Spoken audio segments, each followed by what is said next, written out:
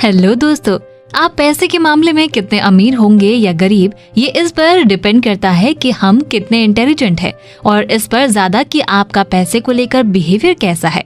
दोस्तों, बिहेवियर सीखना मुश्किल काम है, उन्हें भी जो रियल में इंटेलिजेंट है। एक इंटेलिजेंट पर्सन जो अपनी फीलिंग्स पर कंट्रोल खो देता है वो भी दिवालिया हो सकता है, और इसका अपोजिट भी उतना ही सही है। एक कॉमन मैन जिसे फाइनेंशियल नॉलेज नहीं है वो भी बहुत अमीर हो सकता है अगर उसके पास कुछ ऐसे प्रैक्टिकल स्किल्स हो जिनके लिए बहुत हाई आईक्यू की जरूरत नहीं होती। दोस्तों, इस तरह के पैसे की साइकोलॉजी को ऑथर मॉर्गन हाउसल की शानदार book the psychology of money से समझते हैं, इसलिए वीडियो को पूरा देखें। ऑथर मॉर्गन हाउसल अपने कॉलेज के दिनों में एक होटल में वेटर का काम किया करते थे। वहाँ एक बड़ी कंपनी का टेक्निकल एग्जीक्यूटिव अक्सर आया करता था जो कि काफी टैलेंटेड था। उसने 21 से 22 साल की एज में ही वाईफाई का एक मेन पार्ट डिजाइन कर उसका पेटेंट ले लिया था।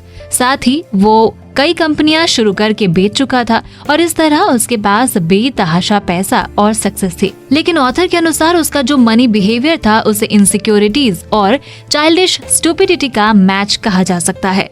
दोस्तों, ऑथर बताते हैं कि वो $100 के नोटों की कई इंच मोटी गड्डी साथ लेकर घूमता था जिसे वो हर किसी को दिखाता था, फिर चाहे वे देखना चाहो या नहीं। वो बिना किसी के पूछे ही अपनी दौलत के बारे में खुलकर डींग मारता, और खासकर जब वो नशे में धुत होता। एक दिन उसने एक वेटर को कई $1000 कैश दिए और कहा, जो सामने ज्वेलरी शॉप है वहाँ जाओ और $1000 के कुछ सोने के सिक्के लेकर आओ।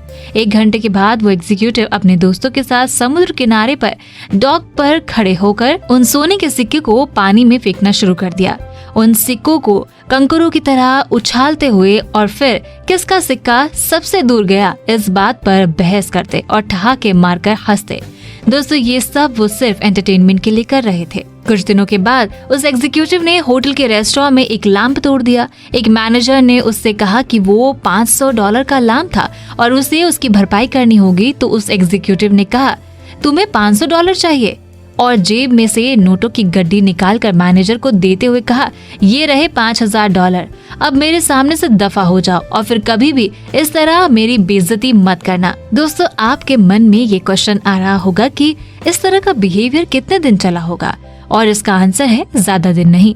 कई सालों बाद ऑथर को पता चला कि वो एग्जीक्यूटिव दिवालिया हो गया है। कुछ इस तरह की कहानी हमारे देश में विजय माल्या की भी है। दोस्तों, अब इससे अलग एक दूसरी स्टोरी पर ध्यान देते हैं। ये स्टोरी है रोनाल्ड जेम्स रीड की, जो कि बहुत ही साधारण परिवार में जन्मे थे। वे अपनी फैमिली में हाई स्कूल पास करने वाले पहले मेंबर थे। ये इसलिए भी रोचक है क्योंकि वो हर दिन लोगों से लिफ्ट लेकर ऑफिस जाते थे। रोनाल्ड बहुत ही सिंपल लाइफ जीते थे।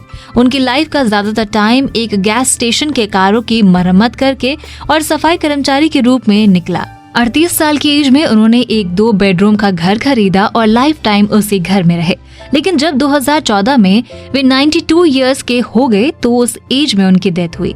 तब वो पूरे अमेरिका में चर्चा में आए क्योंकि अपनी वसीयत में इस सफाई कर्मी ने $8 मिलियन यानी कि करीब 64 करोड़ भारतीय रुपए की नेट वेल्थ छोड़ी थी, जिसमें से $6 मिलियन तो उन्होंने डोनेट किए थे। जो रोनाल्ड रीड को जानते थे वे चकराए हुए थे कि उनके पास इतना पैसा आखिर कहां से आया। बाद में पता चला कि इसमें कोई भी सीक्रेट नहीं था। ना तो उन्होंने कोई लॉटरी जीती थी और ना ही उन्हें ये पैसा विरासत में मिला था। रोनाल्ड ने जितना पॉसिबल था उतनी सेविंग की और वो पैसा ब्लू चिप स्टॉक में लगा दिया। फिर उन्होंने कई सालों तक इंतजार किया जब तक वो छोटा सा अमाउंट बढ़कर $8 मिलियन में बदल नहीं गया। दोस्तों, अगर आप भी रोनाल्ड रीड की तरह शेयर मार्केट में इन्वेस्ट करना चाहते हैं तो आप डिस्क्रिप्शन में दिए हुए लिंक से अपना डीमेट अकाउंट ओपन कर सकते हैं। आज की छोटी शुरुआत ही फ्यूचर में आपको बड़ा फायदा देगी। दोस्तों, अब बात करते हैं तीसरी स्टोरी की, जो कि रोनाल्ड रीड की डेथ से कुछ मंथ पहले रिचर्ड फुस्कॉन नाम का एक और व्यक्ति अमेरिका में खबरों में था। रिचर्ड फुस्कॉन वो सब था जो रोनाल्ड रीड नहीं था। वो हार्वर्ड से पढ़ने के बाद अमेरिका के सबसे बड़े बैंक ऑफ अमेरिका के investment and wealth management division Merrill Lynch में एग्जीक्यूटिव की शानदार जॉब पर था। रिचर्ड ने वेल्थ मैनेजमेंट में इतनी सक्सेस हासिल की थी कि केवल 40 साल की एज में ही रिटायर होकर फिलैंथ्रोपिस्ट बन गया। उसकी कंपनी की CEO भी उनकी काबिलियत की तारीफ करती थी।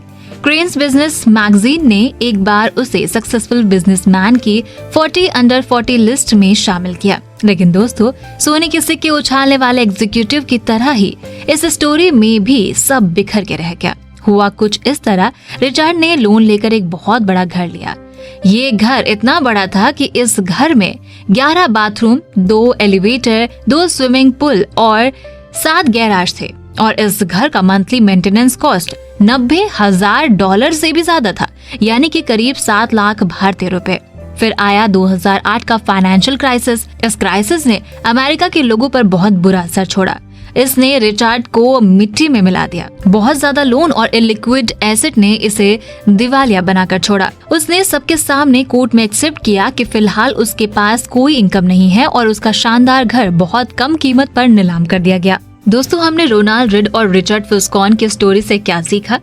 रोनाल्ड रीड धैर्यवान थे और रिचर्ड फुस्कॉन लालची, और बस इतना काफी था दोनों के बीच एजुकेशन और एक्सपीरियंस के बड़े अंतर को खत्म करने के लिए। दोस्तों, यहाँ लेसन रोनाल्ड की तरह ज्यादा या रिचर्ड की तरह कम बनने पर नहीं है। हालांकि ये भी कोई बुरी एडवाइस नहीं है। दोस्तों, इन स्टोरीज की दिलचस्प बात ये है कि पैसे के मामले में ये अनोखी चीज है। ऐसा कौन सा दूसरा बिजनेस है जिसमें एक ऐसा पर्सन जो किसी college degree, training, background, formal experience और कॉन्टैक्ट के बिना किसी ऐसे को पछाड़ दे जिसके पास बेस्ट एजुकेशन, ट्रेनिंग और कॉन्टैक्ट्स हो? मैं तो ऐसा कोई और बिजनेस नहीं सोच सकती। दोस्तों, क्या आप किसी ऐसी स्टोरी की इमेजिनेशन कर सकते हैं जहां रोनाल्ड रीड किसी हार्वर्ड ट्रेन्ड सर्जन से बेहतर हार्ट ट्रांसप्लांट कर सके? ये बिल्कुल इम्पॉसिबल है। या फिर बेस्ट ट्रेन्ड आर्किटेक्ट से बेहतर गगनचुंबी इमारतें बना सके? ऐसा भी कोई स्टोरी नहीं होगी जहां एक सफाई कर्मी किसी जाने माने परमाणु इंजीनियर को मात दे सके। लेकिन दोस्तों, इन्वेस्टमेंट की फील्ड में ऐसी कहानियां होती हैं। रोनाल्ड रीड और रिचर्ड फुस्कॉन की स्टोरी से कुछ कंक्लूजन निकलते हैं, जैसे पहला, फाइनेंशियल रिजल्ट लक पर डिपेंड होते हैं और इसका इंटेलिजेंस और एफर्ट से कोई रिलेशन नहीं होता। ऑथर के अनुसार ये कुछ हद तक सच है और इसी बुक को आगे वीडियो में हम इस पर डिस्कस भी करेंगे। दूसरा, फाइनेंशियल सक्सेस कोई रॉकेट साइंस नहीं है। ये एक प्रैक्टिकल स्किल्स है जहां आप किस प्रकार बिहेवियर करते हैं ये ज्यादा जरूरी है बजाय इसकी कि आप क्या जानते हैं। ऑथर इस प्रैक्टिकल स्किल्स को ही साइकोलॉजी ऑफ मनी कहते हैं। इस बुक का पर्पस शॉर्ट स्टोरीज के जरिए आपको ये बिलीव दिलाना है कि प्रैक्टिकल स्किल्स दौलत के टेक्निकल एस्पेक्ट से ज्यादा जरूरी है। पर्सनल फाइनेंस में ये सच है जहां आपको बताया जाता है कि आपके पास 6 मंथ का इमरजेंसी अमाउंट और इनकम का 10% सेविंग के रूप में होना चाहिए। दोस्तों, 2 फील्ड ऐसे हैं जो सभी को अफेक्टेड करते हैं, फिर चाहे आप उनमें दिलचस्पी रखते हो या नहीं। ये है हेल्थ और मनी।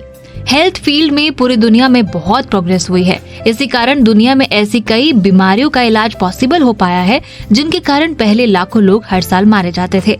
वहीं money management, investment, personal finance, startup, इन सब की अलग ही स्टोरी है। आज ऐसी बहुत सी यूनिवर्सिटी है जहां पर मनी मैनेजमेंट, इन्वेस्टमेंट और पर्सनल फाइनेंस पर बड़े कोर्स चल रहे हैं।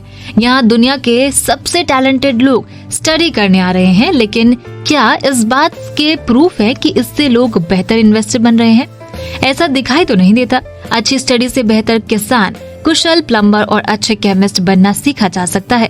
लेकिन क्या हमारे एजुकेशन सिस्टम से हम अपनी पर्सनल फाइनेंस में बेहतर हो पाए हैं? क्या लोन में डूबने की हमारी पॉसिबिलिटी कम हुई है, या फिर क्या हम बुरे दिनों के लिए सेविंग करने के लिए ज्यादा कैपेबल हैं, या रिटायर्ड होने को ज्यादा तैयार है, या फिर पैसा दौलत हमारे सुख के लिए क्या करती है और क्या नहीं? इस बारे में हमारी सोच क्या रियलिस्टिक है? ऑथर के अनुसार इन बातों का कोई स्ट्रॉन्ग प्रूफ नहीं है। ऐसा होने का कारण ये है कि हम पैसे के बारे में जो सोचते हैं और सीखते हैं वो बिल्कुल उसी तरह है जैसे हम फिजिक्स सीखते हैं, न कि साइकोलॉजी की तरह, और ये हमारे लिए उतना ही दिलचस्प है जितना कि जरूरी। दोस्तों, पैसा हर जगह है, हम सबको प्रभावित करता है और हम में से ज्यादातर को कंफ्यूज भी। हर कोई पैसे के बारे में कुछ अलग ही ढंग से सोचता है।